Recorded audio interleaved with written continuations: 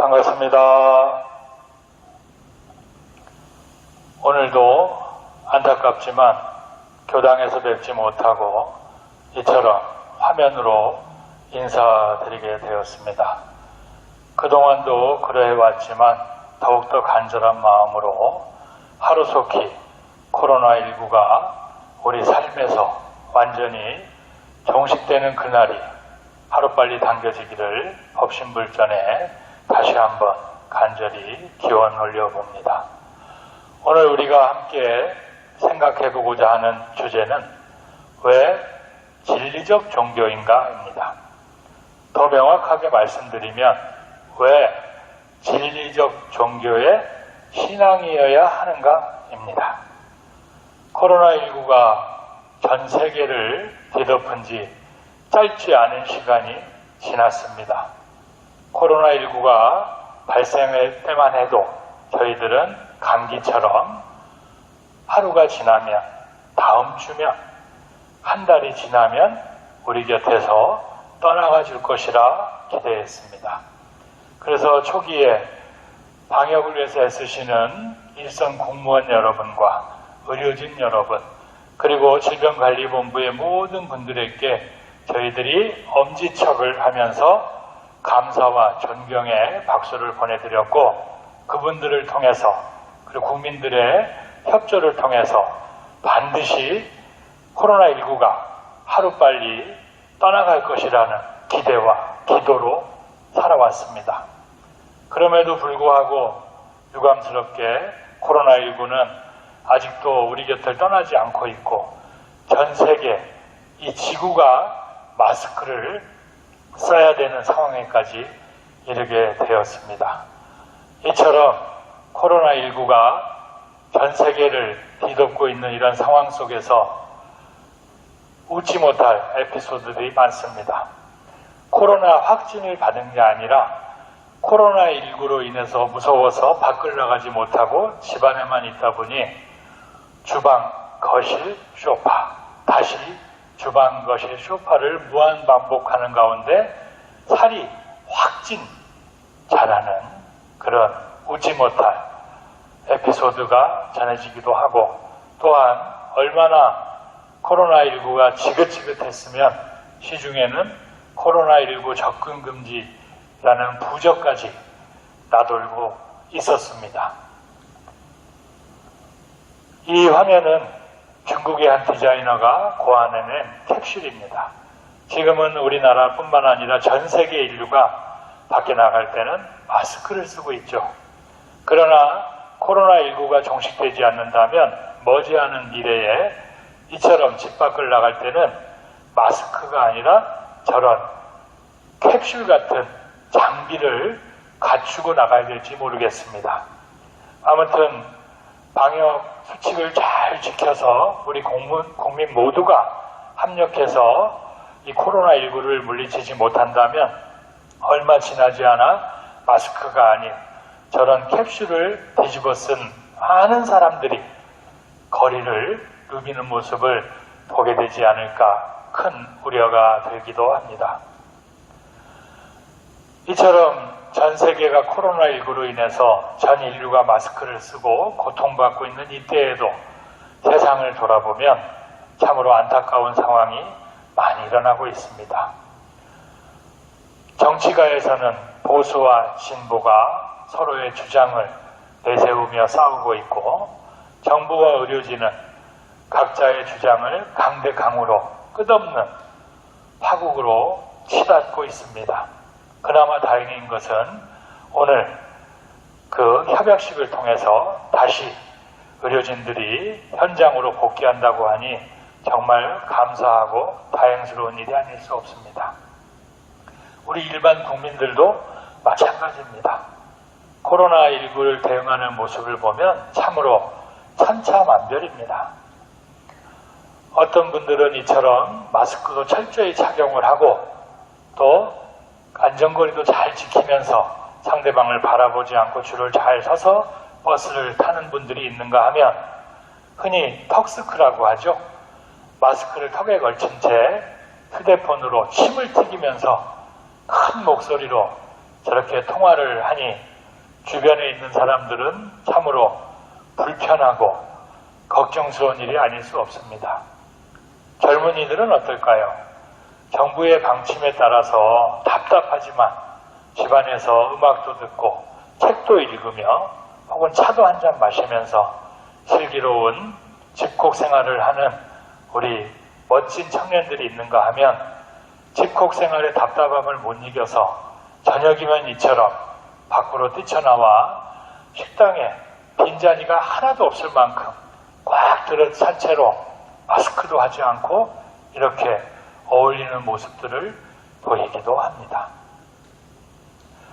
그렇다면 종교계는 어떨까요? 종교란 가장 으뜸되는 가르침이라고 했습니다. 국민들을 올바른 길로 인도하는 것이 종교 본연의 태도일 텐데 유감스럽게도 일부 종교단체에서는 순교를 한다면서 수많은 대중들을 광장으로 모이게 하고 또 대면 예배를 현장에서 진행함으로써 수많은 확진자가 발생하기도 합니다. 또 어떤 종교인은 많은 희생은 안타깝지만 하나님의 심판이자 경고라 하면서 역시 현장에서 대면 예배를 강행하고 있습니다. 하지만 모든 목회자들이 다 이런 것은 아닙니다. 코로나19가 가장 극심했던 대구의 목회자들은 하나님의 심판 대신 대구 시민과 국민들을 위로하는 교회들도 많이 있습니다. 또 어떤 교회는 진심으로 미안합니다. 교회가 더 조심하겠습니다며 정부 시책에 따라 비대면 온라인으로 예배를 드리고 있는 교회도 있습니다. 저는 이런 코로나19를 대응하는 수많은 사람들의 다양한 모습들과 특히 종교에 헌신하시는 성직자들의 행태를 바라보면서 저 역시 원불교 교무이면서 종교란 과연 무엇인가? 왜 인간에게 필요한가? 지금 이 시대에 종교의 역할은 무엇인가? 이런 많은 갈등을 하게 되었습니다. 그리고 또 한편으로는 목숨을 건다면서 현장 예배를 강행하는 일부 교단의 목회자들을 보면서 정말 저분들은 목숨을 내걸 만큼 강한 신앙심을 갖고 있는 것인가? 나는 그렇다면 그분들의 만큼 신앙심이 부족한가? 우리 교단에서는 일찍부터 정부 방침에 합력해서 비대면 법회를 진행하기도 했고 어쩔 때는 정부 방침보다 빨리 법회 휴회를 총부로부터 발령하기도 했습니다. 정부에서 쉬라면 쉬고 보라면 보는 순응하는 종단이라고 볼 수도 있겠죠. 이런 모습을 보면서 과연 우리의 신앙심이 약해서일까? 그들이 우리보다 신앙심이 강한 것일까? 이런 작은 갈등의 씨앗이 제 마음속에 자라나기 시작했습니다. 그러나 이 멍청한 고민, 갈등의 숲에서 저를 이끌어내준 한 분의 목사님이 계십니다. 어느 교회에 붙어있는 안내문입니다. 보시면 예배 드리면 죽인다고 칼이 들어올 때 목숨을 걸고 예배 드리는 것이 신앙입니다. 이 문구를 보면 이분들이 이래서 나를 죽인다고 해도 나는 예배를 보겠다 하는 신념을 갖게 되는구나. 그러면서 현장 예배를 강행하는 교회인가 보다 생각했습니다. 그러나 다음 구절을 보게 되면 예배 모임이 칼이 되어 이웃의 목숨을 위태롭게 하면 모이지 않는 것이 신앙입니다. 어리석게도 나의 신앙에 대해서 약간의 의구심을 가졌던 제게 명쾌하게 신앙이란, 올바른 신앙이란 이런 것이다라고 알려주신 이 목사님께 진심으로 감사의 말씀을 드립니다. 대종사님께서는 개교의 동기에서 진리적 종교의 신앙과 사실적 도덕의 훈련으로서 파란고의 일체 생명을 광대무량한 낙원으로 인도하려 함이 그 동기라고 밝혀주셨습니다. 이것이 원불교 개교의 동기면서 현재 원불교 존재의 이유가 될 것입니다. 저는 이 시대를 살아가면서 개교의 동기 가운데에서 진리적 종교의 신앙과 사실적 도덕의 훈련에 대해서 함께 생각해 보고자 합니다. 과연 어떤 것이 진리적 종교이며 어떻게 하는 것이 진리적 종교의 신앙인가? 또한 어떤 것이 사실적 도덕이며 어떻게 하는 것이 사실적 도덕을 훈련하는 것인가? 한번 고민해 봤으면 합니다. 제가 법회에서 교도님께 다음 주에 함께 공부해 봅시다. 이번 주에는 진리적 종교란 과연 어떠한 종교인가? 라고 숙제를 내드렸더니 제게 문자로 이런 답을 보내주신 교도님이 계셨습니다. 진리적 종교의 신앙에서 진리적 종교란 참된 이치, 대소유무를 밝힌 종교입니다. 또한 대소유무 이치로서 건설된 이론상의 진리를 신앙하고 수행하는 종교가 진리적 종교입니다. 여러분 어떠신가요? 수긍이 되시나요?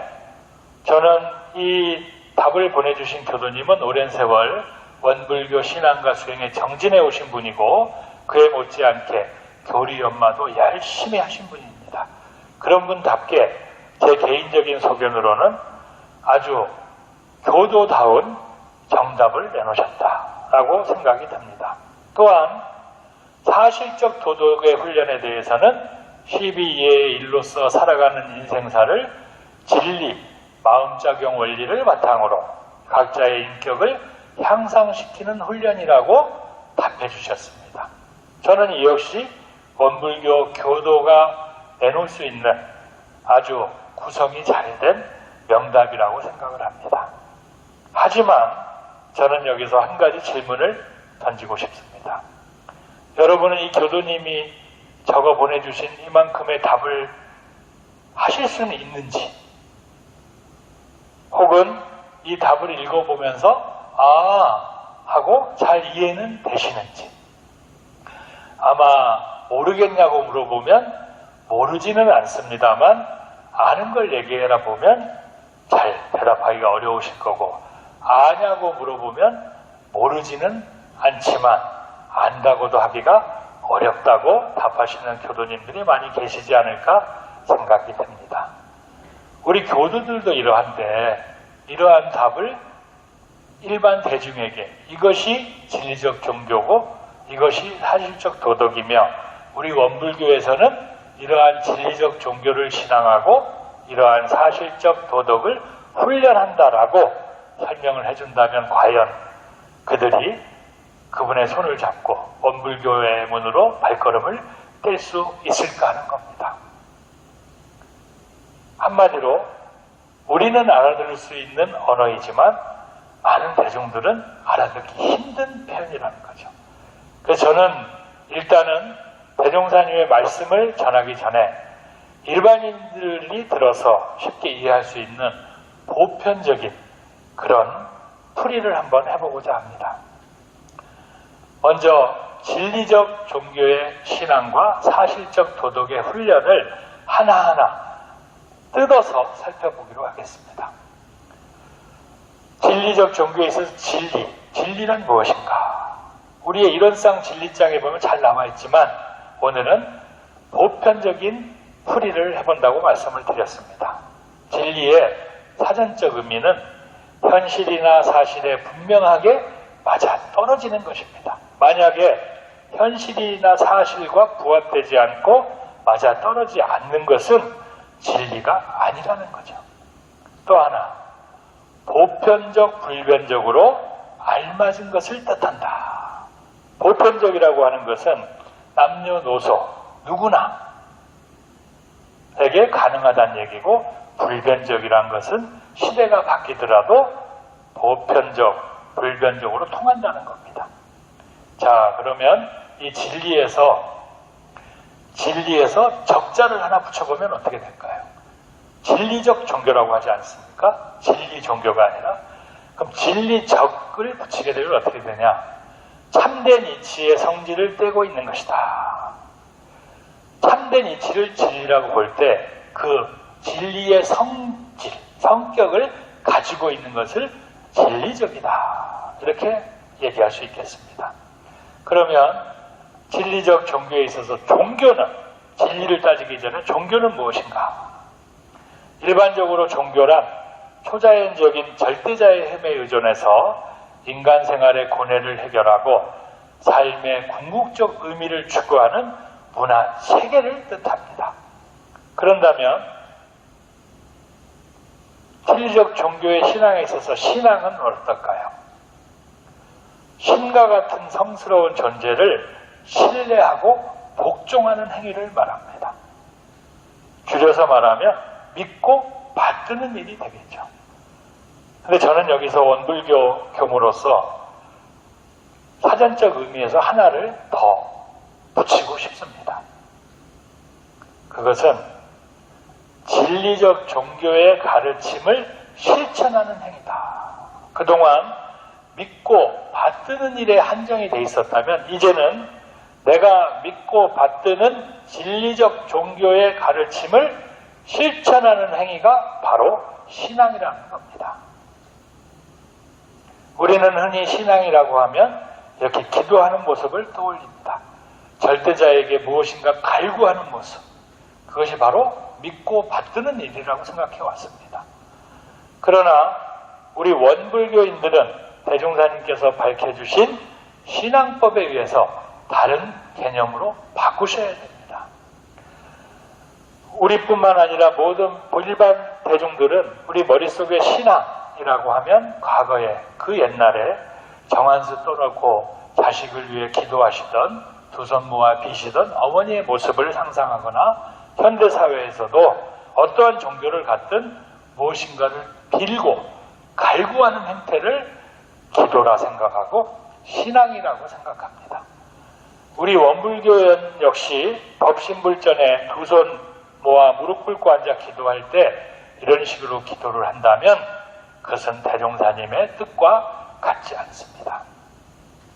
대종사님은 절간에 모셔놓은 부처님, 등상불에 대한 신앙을 살아있는 활불에 대한 처처불상 사사불공의 실지불공 신앙으로 우리에게 인도해 주신 분입니다. 그럼에도 불구하고 우리들이 지금 이 시대에서 교당을 찾아 일원상 부처님 법신불전의 신앙의 행태, 기도를 하면서 무엇인가를 갈구하고 복을 구복한다면, 거기에만 그친다면 진정한 대종사님의 제자가 되지는 못할 것이다. 자, 그동안 하나하나 분해해서 알아본 것을 다 붙여보면 이렇습니다.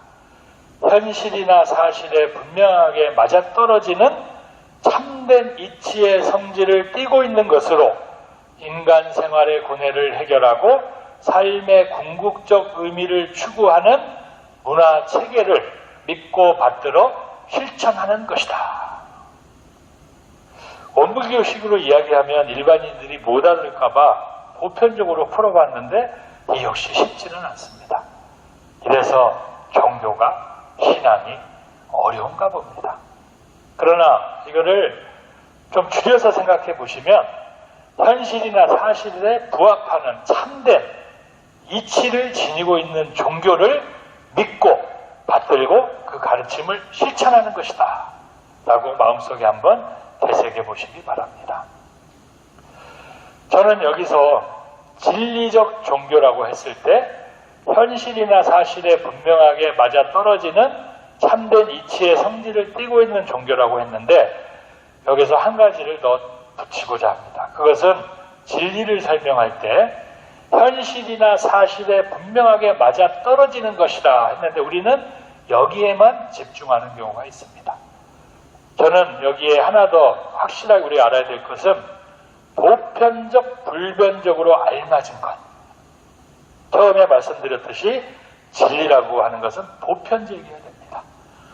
누구나 갈 수 있고 누구나 실행할 수 있고 남녀노소 누구나 다 적용될 수 있는 참된 이치, 누구에게만 한정된 것이 아니라 우리 모두에게, 또 하나 시대가 바뀌어도 1년이 지나면 달라지고 10년이 지나면 바뀌는 이런 것이 아니라 보편적이고 불변적이면서 현실이나 사실에 분명하게 맞아떨어지는 것, 이것이 진리적 종교다.